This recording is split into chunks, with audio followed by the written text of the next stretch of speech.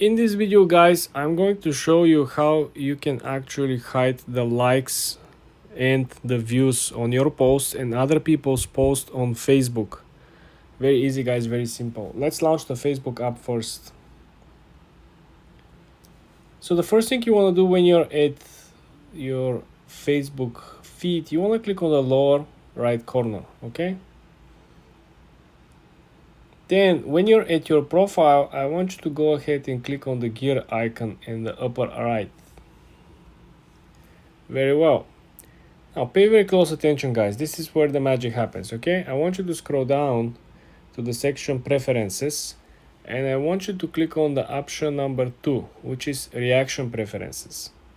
When you click over here, you have two different scenarios. Scenario number 1, if you click this on, this simply will hide all the views, all the likes, all the interactions, all the shares of other people's posts on your feed. Meaning, your friend posts a picture, you're not gonna see how many people like it, how many people share, how many people comment on it, okay?